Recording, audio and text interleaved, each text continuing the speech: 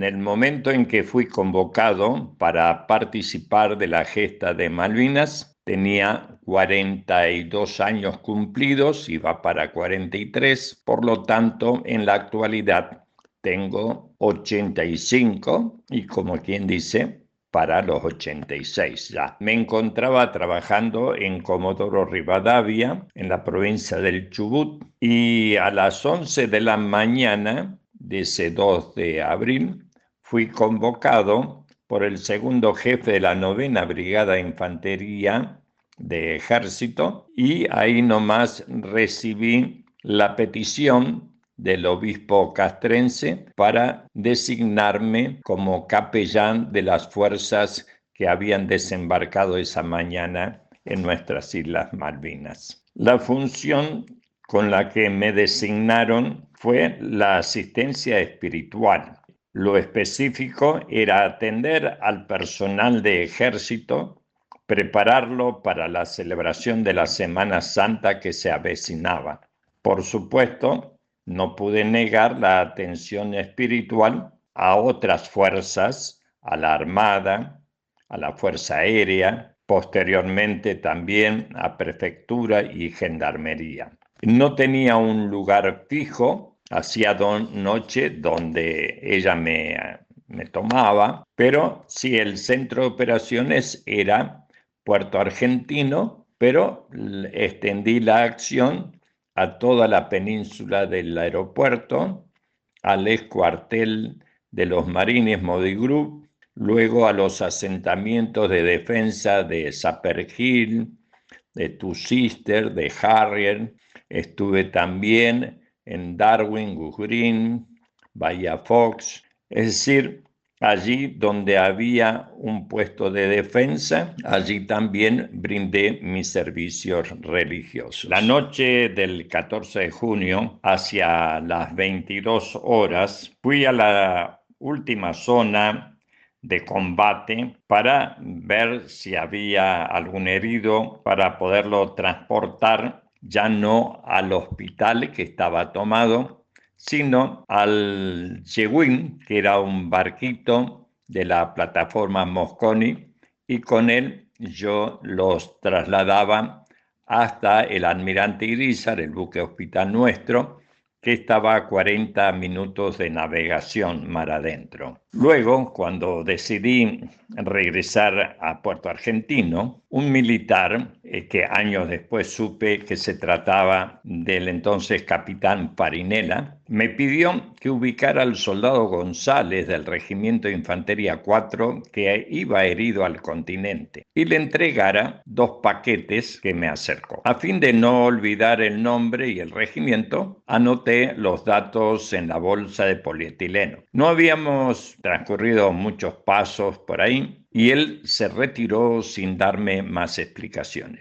Un paquete era largo y fino y el otro rectangular, ambos metidos en una bolsa de polietileno amarilla con letras rojas. Eran ya, como dije, las 22. La situación había cambiado. Escuché disparos de fusil cerca de Encotel. Un soldado que cruzó me dijo, se armó la podrida, y me contó que una patrulla no quiso entregar el camión y lo desbarrancó al mar. Otros, en protesta porque los ingleses les retiraban todo hasta las mantas y estaba nevando, incendiaron un galpón que contenía comestibles. Los británicos entraron prontamente en acción y controlaron la situación. Iniciaron una requisa a todos y cada uno de los prisioneros. Ante esta situación, me pregunté si valía la pena mantener en mi poder esos paquetes en que me comprometían. Debía cruzar unas columnas de soldados que eran requisados. Miré el contenido del paquete largo y, oh sorpresa, era una bandera y su cuja. Rompí el papel del diario que la envolvía y apareció la inscripción Regimiento Infantería 4. Noté que era muy antigua y que en la parte inferior derecha tenía un desgarrón. Me juré a mí mismo que no caería en manos de los ingleses. Entonces me dirigía hacia las afueras de la ciudad y, amparado por una mayor oscuridad, oculté la bandera, el moño y la banda con la aguja en mi cuerpo. Felizmente llevaba muchas prendas de abrigo que me facilitaron el disimulo. Tomé la diagonal proveniente desde el aeropuerto ahí a los buques, al muelle, y con el casco enmascarado avancé solo y a paso firme. Me fui infiltrando entre la columna grande que daba al puerto. Había protestas, nerviosismos, movimientos entre nuestros soldados y los británicos. Aproveché esos momentos y así llegué al muelle 2. Encontré a los soldados del guardacostas con los que había almorzado días atrás. Me dijeron que ya eran prisioneros y que me fuera al otro muelle. Seguí desplazándome, me abrí paso muy serio por el medio de un doble cordón de boinas rojas. Finalmente llegué al Yeguín. El tablón por el que se subía me pareció una autopista. Lo vi al capitán de corbeta Jambi, que ya se había olvidado de mi fisonomía. Me preguntó y me presentó 1000 dificultades. Me dijo que no podía llevarme, que eso era fugarse, que lo comprometía y otras muchas cosas. Le pedí, por favor, que entráramos en su camarote y allí le expliqué que no me interesaba viajar solo,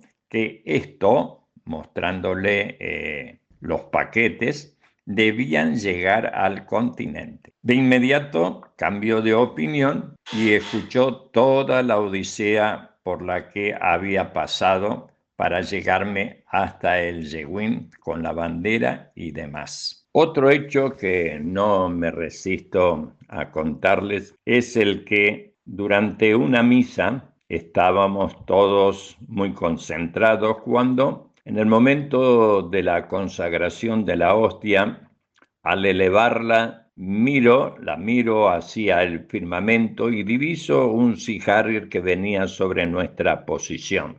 En lugar de decir a sus pozos, alerta rojo, etc., opté por decirles rodilla a tierra, porque pensé que en la dispersión y la explosión de la bomba, sea por impacto directo, por la esquirla, por la onda expansiva, alguno de nosotros debía morir.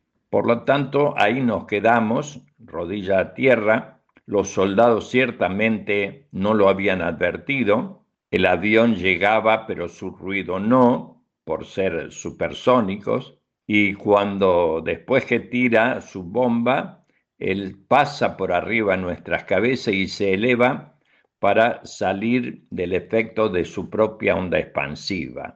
Al ver el ruido y la panza de ese avión sobre nuestras cabezas, todos me miran y quedan perplejos.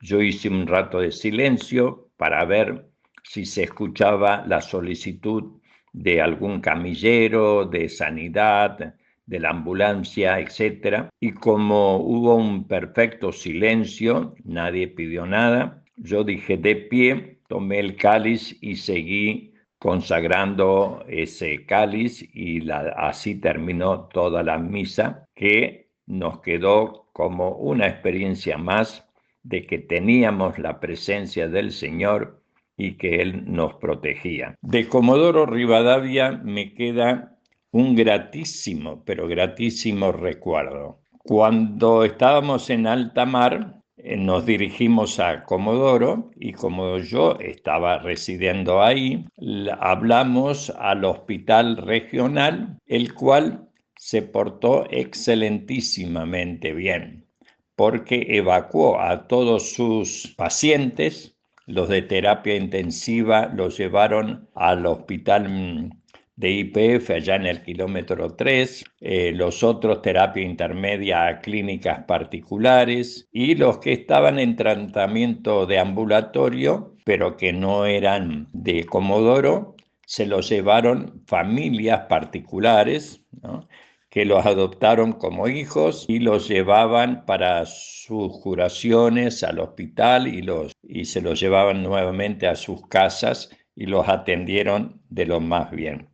Así que le estoy eternamente agradecido a Comodoro por esa acción tan noble y sobre todo la llevada a cabo el día 20 de junio, que en aquel día, domingo, era el Día del Padre. Entonces llevaron regalos a los internados, por supuesto agasajaron a los que tenían en sus casas, consiguieron comunicación con las familias, dándoles la situación de su estado, pero que ya estaban de retorno en el continente y entonces era cuestión de días para el reencuentro con sus familiares.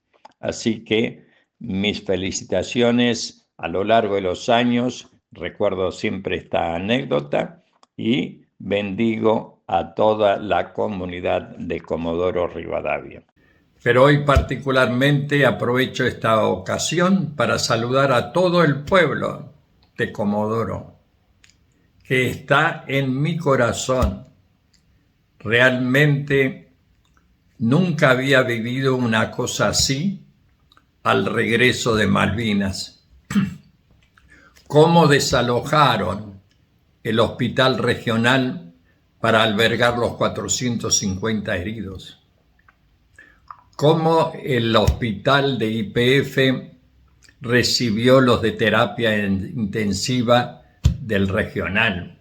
Cómo las clínicas se hicieron cargo de todos los que estaban en tratamiento. Y cuantísimas familias se llevaron a sus casas el resto de los enfermos que podían deambular y ellos mismos se encargaban de llevarlos para las curaciones. Eso queda en mi memoria, en mi recuerdo, y lo aprecio enormemente. Así que en este nuevo aniversario de la gesta de Malvinas, saludo a todos, agradezco a todo Comodoro, agradezco particularmente a Omar, que con su radio, su programa, aún en la posguerra, nos sirvió tanto en los campamentos de exploradores. Así que a todos los abrazo de corazón y los bendigo también fervientemente, grandemente, con la intercesión de María. En el nombre del Padre, y del Hijo, y del Espíritu Santo. Amén.